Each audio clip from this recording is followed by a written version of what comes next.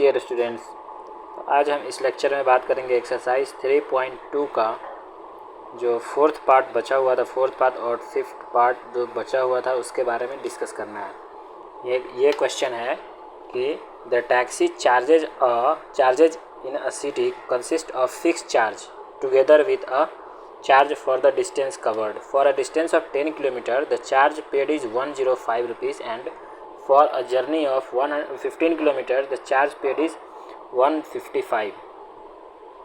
What is the fixed charges and the charges per kilometer? How much does a person have to pay for traveling a distance of 25 km? तो इसमें जो discuss करना है वो discuss करना है कि जो टैक्सी चार्जेज है उसमें फिक्स्ड चार्ज भी है और डिस्टेंस कवर करने के बाद में भी चार्ज है। जैसे अगर वो 10 किलोमीटर चल रहा है तो वो 105 रुपये दे रहा है, ठीक है। तो मतलब हम इसमें क्या कर सकते हैं कि अगर वो 10 किलोमीटर चला है, ठीक है, अगर वो 10 किलोमीटर चला है तो वो पेड किया है 105 रुपया। मतलब इसमें इस 105 रुपया में फिक्स्ड चार्जेस भी है प्लस जो डिस्टेंस के साथ कवर किया गया है वो चार्जेस भी है, ठीक है। डिस्टेंस कवर पे भी चार्जेस है, दोनों चार्जेस इसमें इंक्लूडेड है। ठीक उसी तरह से 155 जो रुपया दिया है, कवर किया है कितना 15 किलोमीटर, 155 जो रुपया दिया है, तो इसमें भी है fix charge, fixed plus distance cover वाला चार्ज, दोनों चार्ज इसमें है। तो इसको सॉल्व कैसे करना है, इसको प्रोसीड कैसे करेंगे, तो चलिए डिस्कस करते हैं। हम लोग इसको पहले इरेज कर लेते हैं।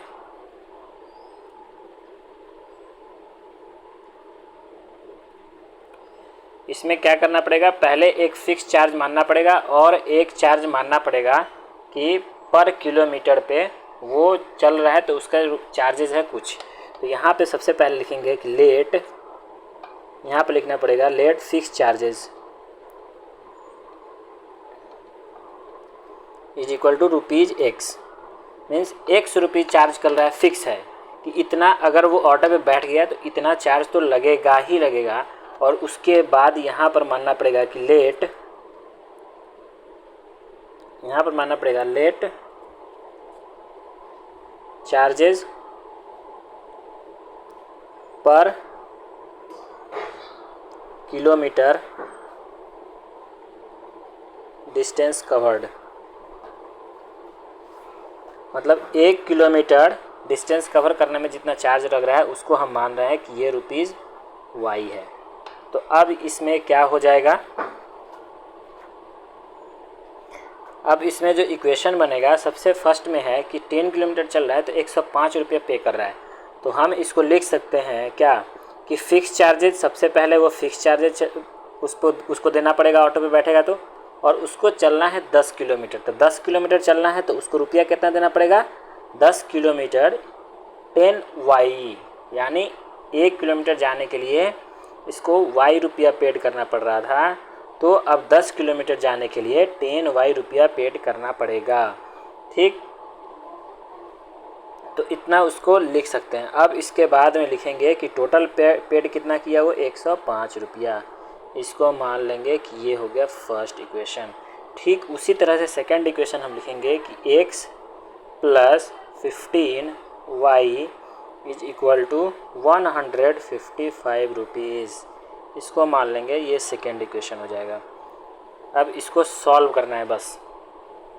इसको सॉल्व कैसे करते हैं, तो हम लिख रहे हैं यहाँ पे यूजिंग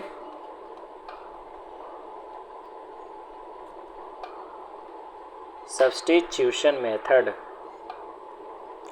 सब्स्टिट्यूशन मेथड को हम यूज़ कर रहे हैं।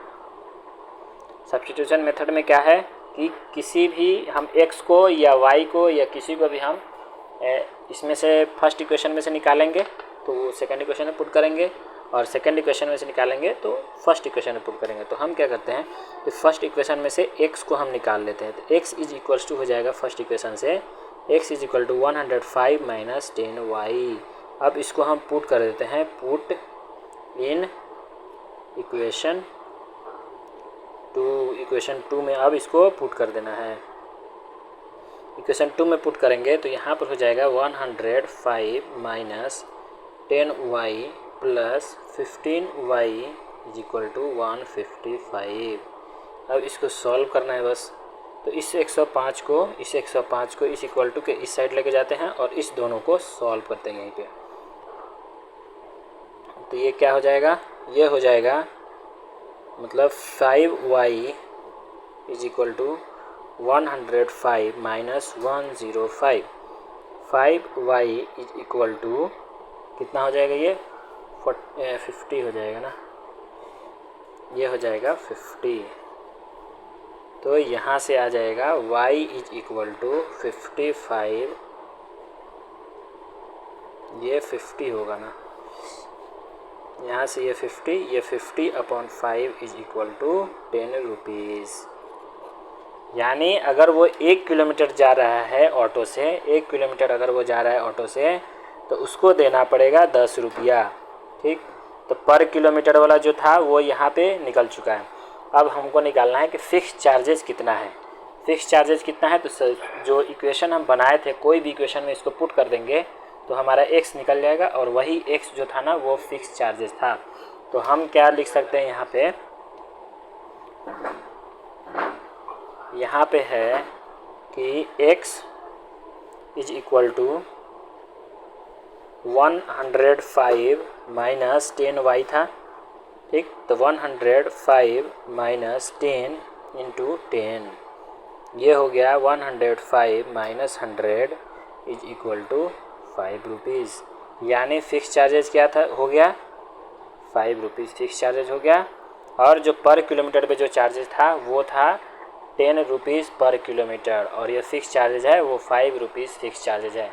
अब बोल रहा है कि अगर उसको जाना है 25 किलोमीटर, अगर उसको जाना है तो कितना रुपया पेड करना पड़ेगा। यहाँ पर बोल रहा है ना कि अगर उसको 25 किलोमीटर जाना है, 25 किलोमीटर यहाँ है, अगर उसको 25 किलोमीटर जाना है तो उसको कितना पैसा पेड करना पड़ेगा। तो इसमें सबसे पहले क्या ऐड करना पड़ेगा, पहले तो ऐड करना पड़ेगा फ़िक्स चार्ज। पहले ऐड करना पड़ेगा फ़िक्स चार्ज। पहले यहाँ पर हम लिख लेते हैं कि फ़िक्स चार्जेस कितना आया, फ़िक्स चार्जेज आ गया ₹5, और यहाँ पर चार्जेस पर किलोमीटर कितना आ गया, 10 रुपीज़। ठीक, अब इसको जाना है आपको फॉर, यहाँ पर लिखना पड़ेगा ट्रैवलिंग 25 किलोमीटर, और ट्रैवलिंग 25 किलोमीटर, यानी 25 किलोमीटर ट्रैवल करने पर, 25 किलोमीटर अगर ट्रैवल कर रहा है तो उसको पेड करना पड़ेगा। पहले तो फ़िक्स चार्जेस पेड करना पड़ेगा, total charges paid will be, total charges paid will be, पहले तो फ़िक्स चार्जेस है, यहाँ पर लिखना पड़ेगा fix charges plus fix charges, और फिर प्लस यहाँ पे आएगा चार्जेस फॉर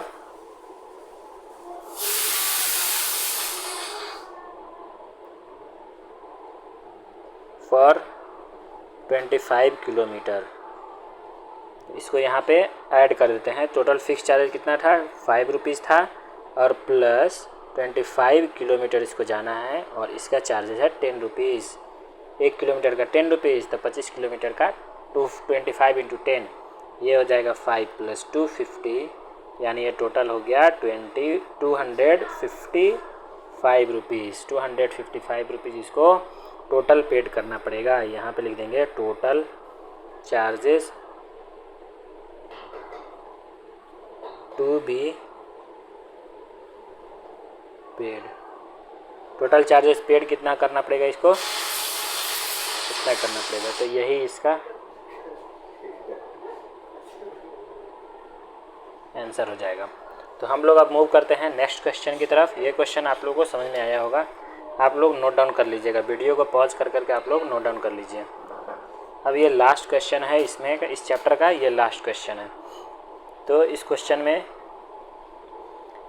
में आस्क कर रहा है कि a fraction becomes 9/11 if 2 is added to both numerator and denominator.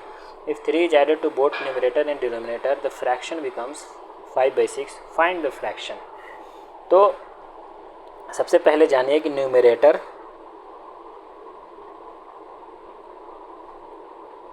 And denominator क्या होता है।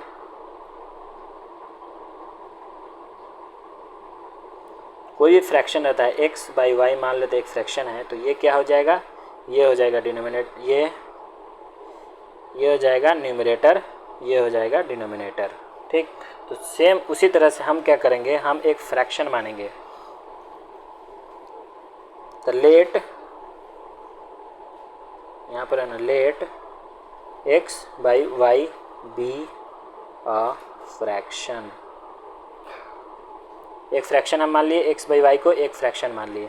अब इसमें क्या बोल रहा है कि अ फ्रैक्शन बिकम्स 9/11, यानी ये 9/11 एक फ्रैक्शन हो जा रहा है। कब? जब इसमें if 2 is added to both numerator and denominator. तो 2 इज एडेड मीन्स इसमें न्यूमरेटर में भी 2 ऐड कर रहा है और डिनोमिनेटर में भी 2 ऐड कर रहा है।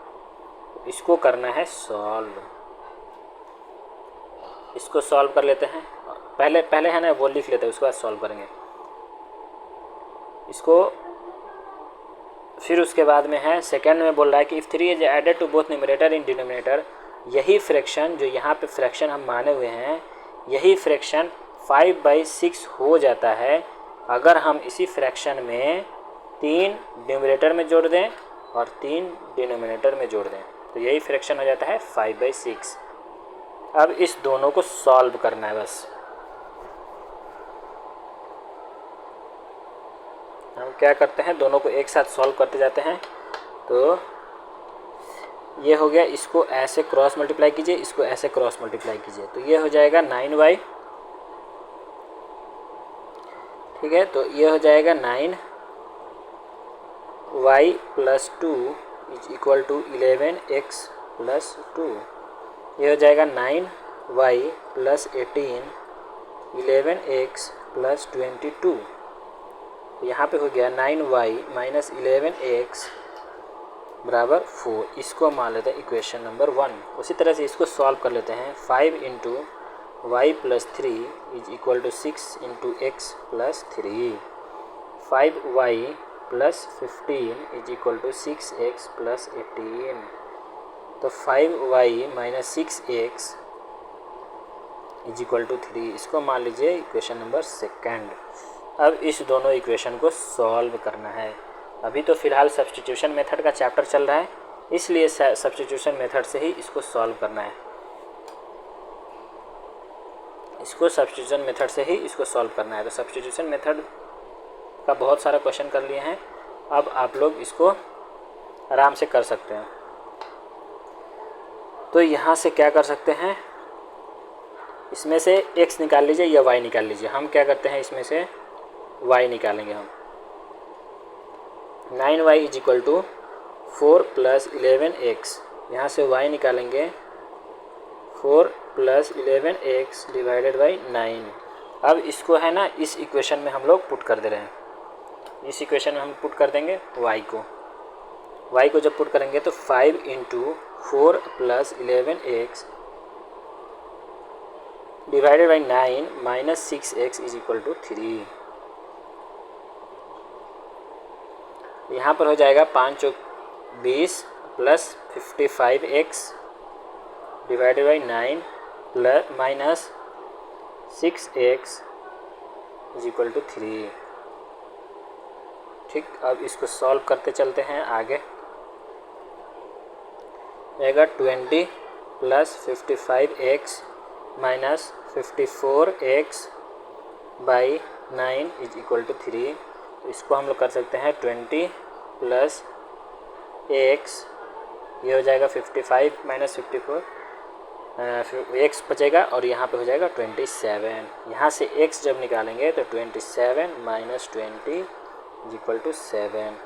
यहाँ से आ गया x का वैल्यू, आ गया यहाँ से x का वैल्यू आ गया 7।